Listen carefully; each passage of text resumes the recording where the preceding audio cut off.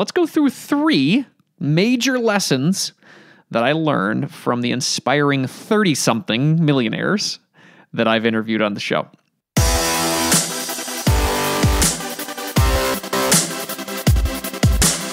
This show is dedicated to helping you strengthen your family tree and live financially free. Thank you so much for being here today, everybody. It is the first Monday of the month, and you know what that means, everybody.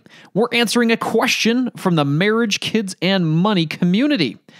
After that, we're highlighting another stupendous Money Master of the Week. And last but not least, I am throwing down another MKM challenge. Yes, 2 months in a row. We're getting busy this summer on improving our lives. So let's get on it.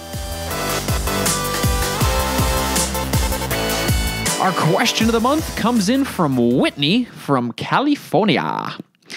Andy, I've been enjoying your show for the past few months. Your message of financial empowerment is really motivating me lately to clean up my family's debt and grow our wealth. I have a question that I think could be fun for you and informative for me. With all of the millionaires you've had on your show, what are the top 3 things you've learned so far? I'm in my early 30s, and I'd love to become a millionaire before I am 40. Keep up the excellent work on the podcast, Andy. Whitney. Thanks for writing in, Whitney. And yes, I love this question. When I started the podcast, I never thought I'd be able to learn as much as I have so far. This is now the 85th episode of the Marriage, Kids, and Money podcast. And loosely, I've interviewed and been inspired by around 80 to 100, probably closer to 100 now, money geniuses. And that's between the Money Masters of the Week or the weekly guests that I have and some interviews that are yet to be released. So yeah, close to 100 or probably 100. So millionaires, though, on the other hand, I've only had a chance to interview less than 10. I calculated this. And millionaires who've openly shared that they are actually millionaires, that's closer to about 5.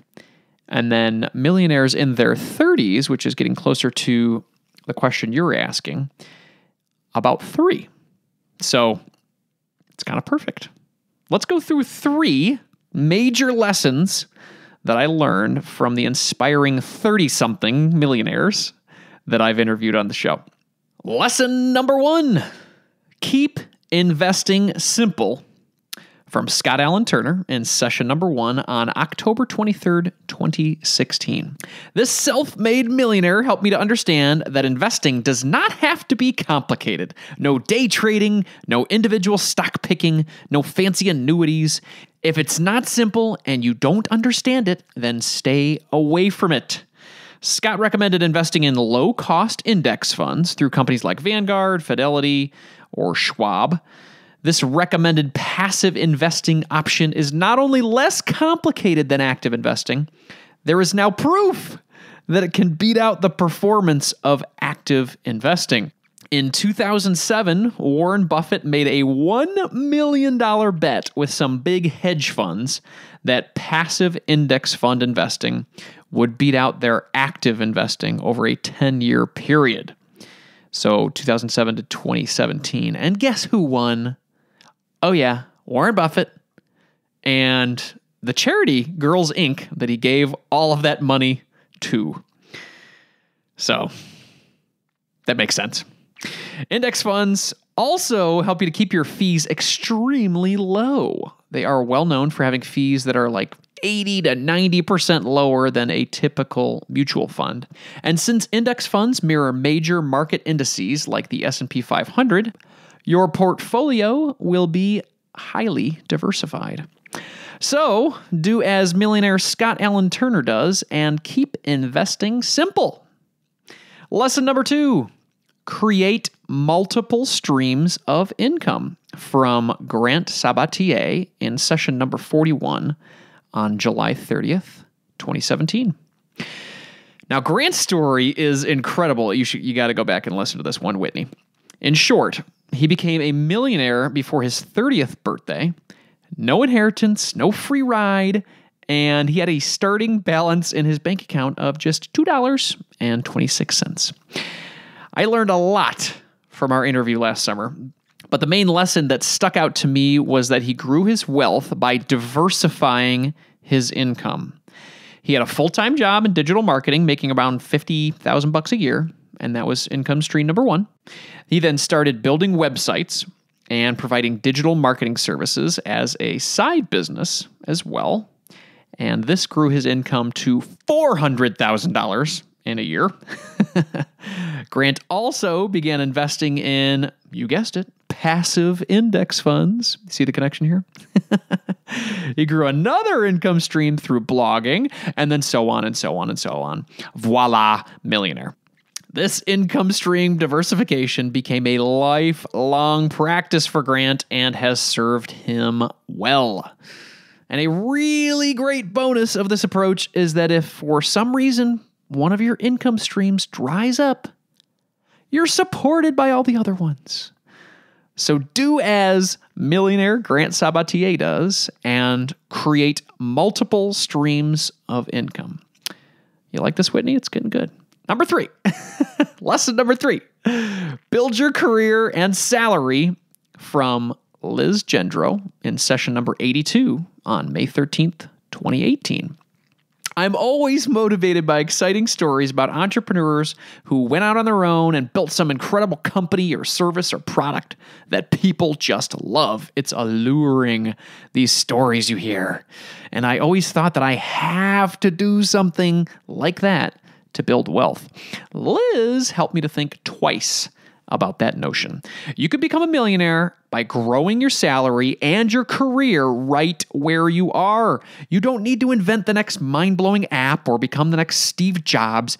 You can build wealth by working hard, providing value at your job, and exceeding expectations. Yes, investing and diversifying your income streams helps too. But your day job can be a huge help in funding those efforts. Over the course of your career, you have the ability to earn millions upon millions of dollars. And if you put that money to work for you, that's how you become a millionaire. Liz is well known for starting investing very early in her life after having some great influence from her parents, but she's taken all of those dollars from her job and thrown it towards this millionaire goal. The point here, or the epiphany, at least for me, is that your career can be your greatest wealth builder. Use it and grow it. So, do as millionaire Liz Gendro does and build your career and salary. So let's recap, Whitney. Lesson number 1, keep investing simple. Lesson number 2, create multiple streams of income. Lesson number 3, build your career and your salary. If you want to listen to any of those episodes, Whitney, I'll include them in the show notes for you to check out. As I said, session number 1, session number 41, and then session number 82. This was a fun question, Whitney. Thank you so much for asking it. I'll be sure to catch up with some more millionaires on the show soon so we can all learn and build our wealth too. Now it's time to announce the Money Master of the Week. Drew from Virginia connected with me on Twitter to share a huge net worth win. In the last year, he and his wife increased their net worth by $192,000. Oh my gosh. Let's hear from Drew about how he did this. Hi, this is Drew from Virginia. I wanted to share a recent money win with you. My wife and I, from June 2017 through April 2018, increased our tax-deferred investments by $100,000 and increased our taxable investments by $20,000. In June 2017, our net worth was $243,000, and in April 2018, it was $436,000. I was able to do this by negotiating a consulting contract while keeping my full-time job. I put the income from that consulting contract into a solo 401k, which allows you to contribute as the employer and employee, which really protects a lot of that income from taxes. So it can build that tax-deferred income up very quickly. And obviously, we did not inflate our lifestyle as a result of this consulting contract. It's a great win. And it's from years of developing different relationships, and it's from being open and transparent with my current employer about the consulting contract, and making sure that I was meeting their needs while taking on additional responsibilities with another organization.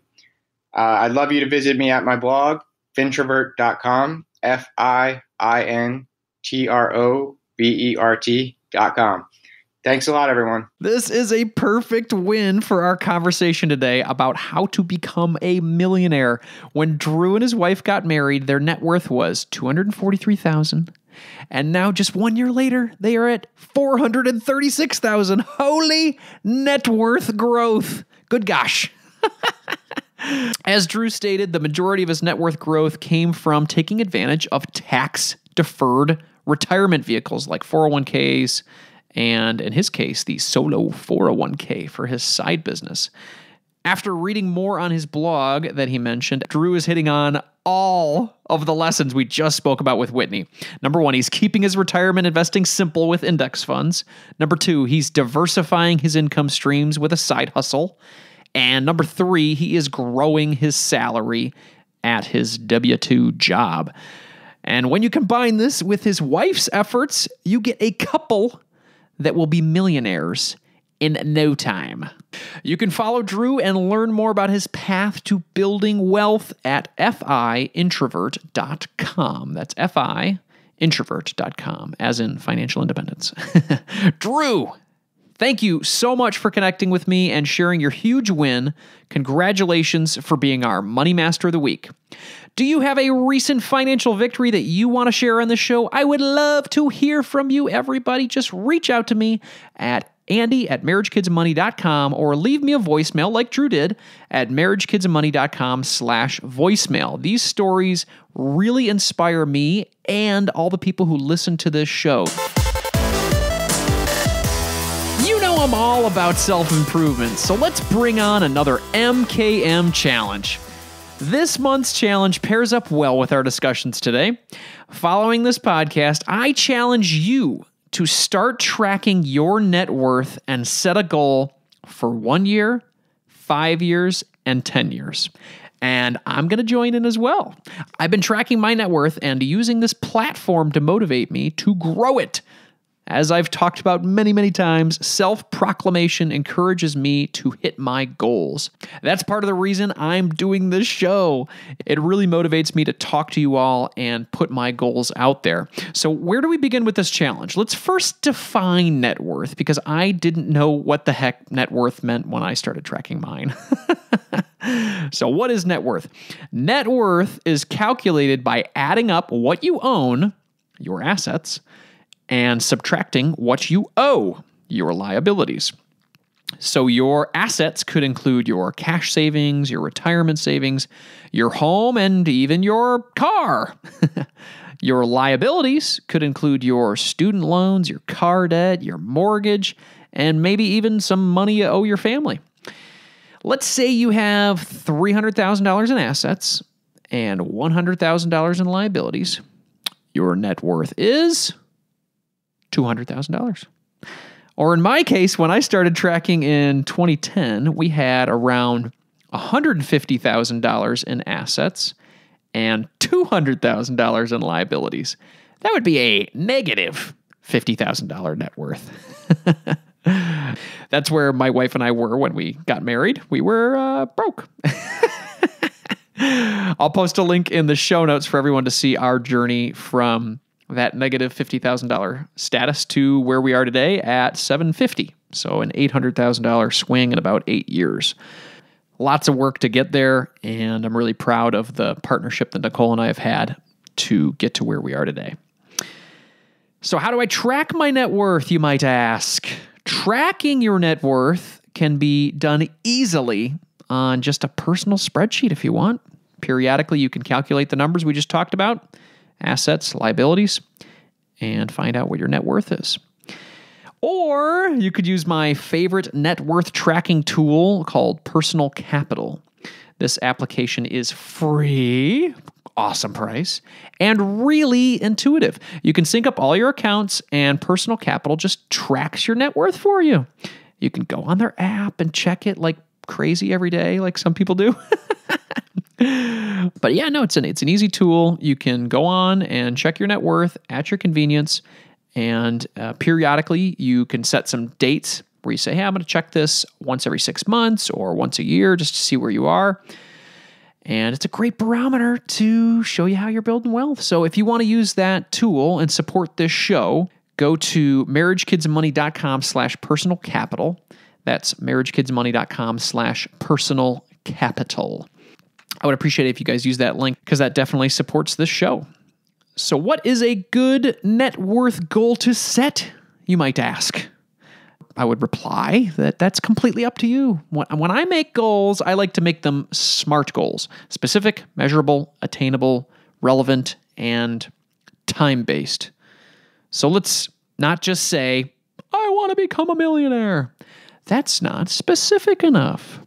Let's say I want to have $1 million net worth by the time I turn 45 years old or 55 years old or whatever's attainable for you, the A and SMART there, attainable. For me, my end of year goal is $800,000. That's my goal to hit before 2019 shows up. My 5-year goal is 1.1 million. And my 10-year goal is going to be 1.5 million.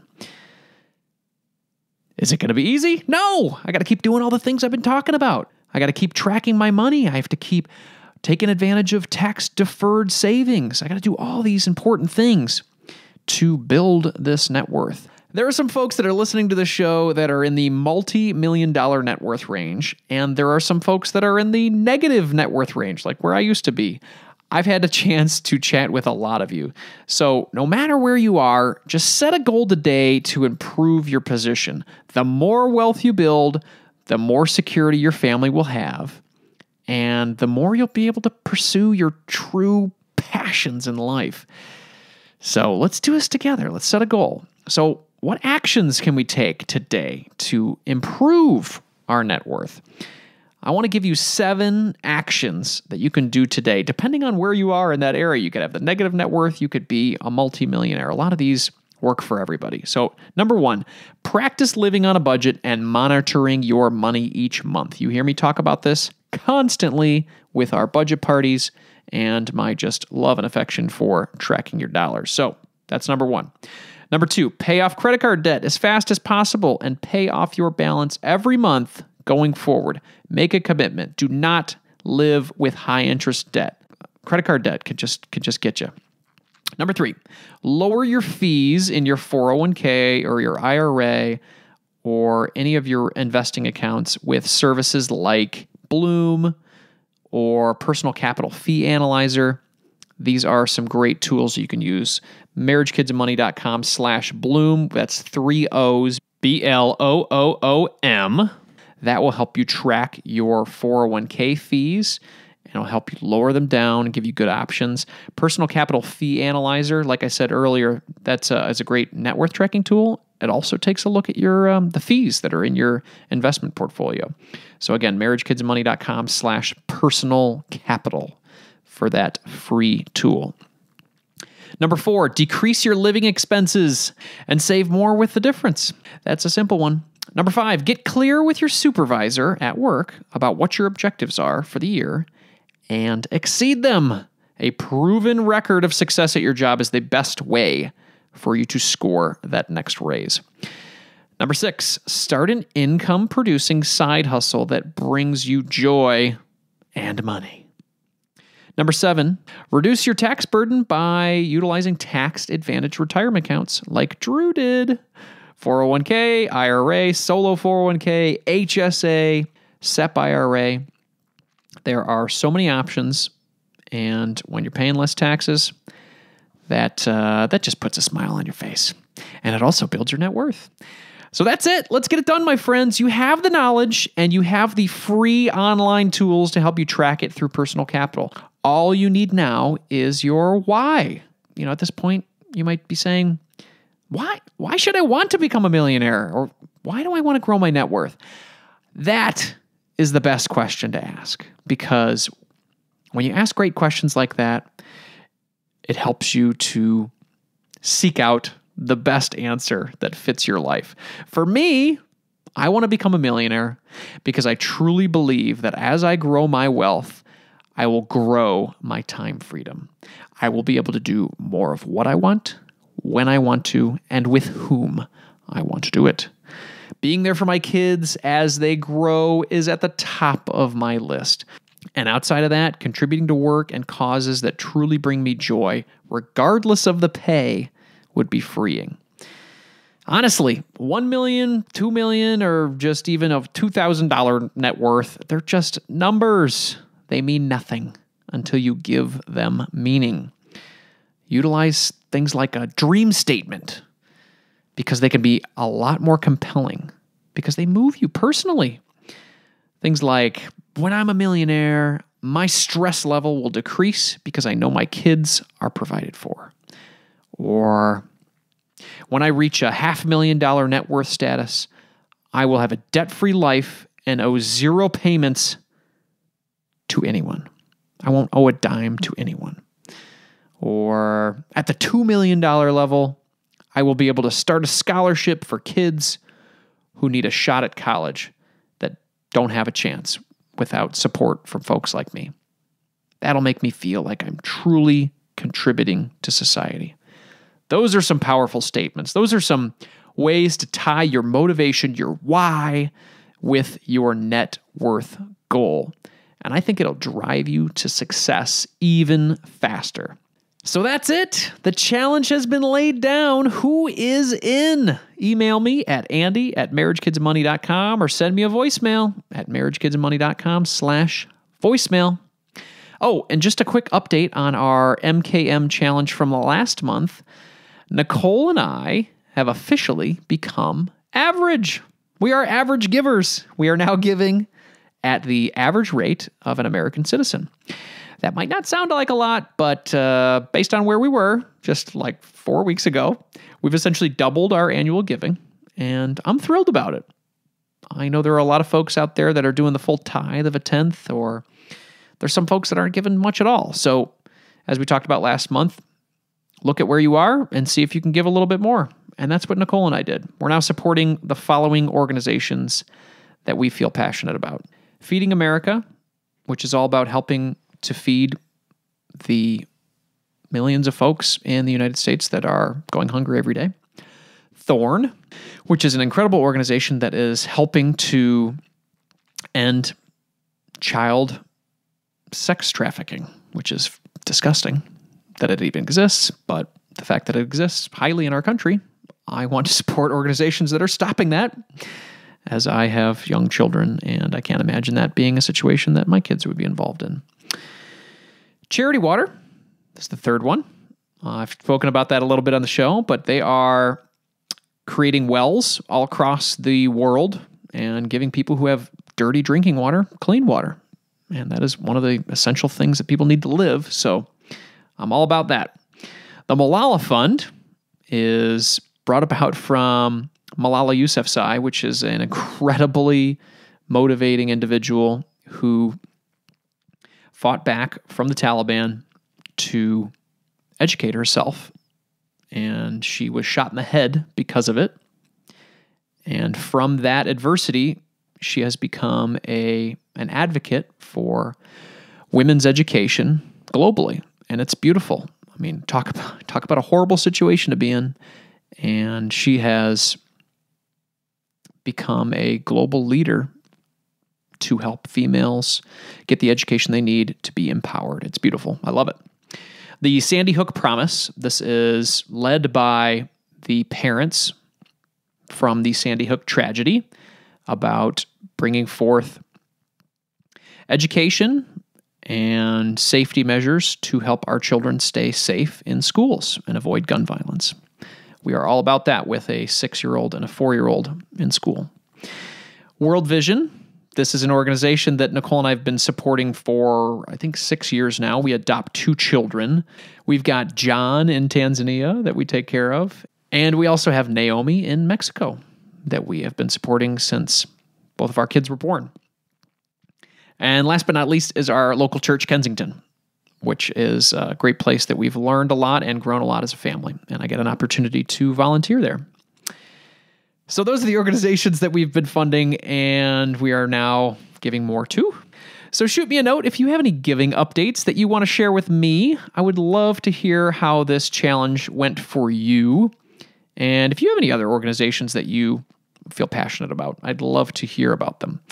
Andy at marriagekidsandmoney.com or marriagekidsandmoney.com/voicemail. You'll find all the links and resources for today's show at marriagekidsandmoney.com/session85. This month on the show, we have an excellent lineup of money smart guests. Next week, Adam Carroll joins us to discuss the $1.5 trillion student debt crisis and what we can do to protect our kids from it. The week after, we are discussing financial independence with Gwen Mers and Eric Tozier. This power couple is helping millennials understand the power of the FIRE movement and why they need to get on board ASAP.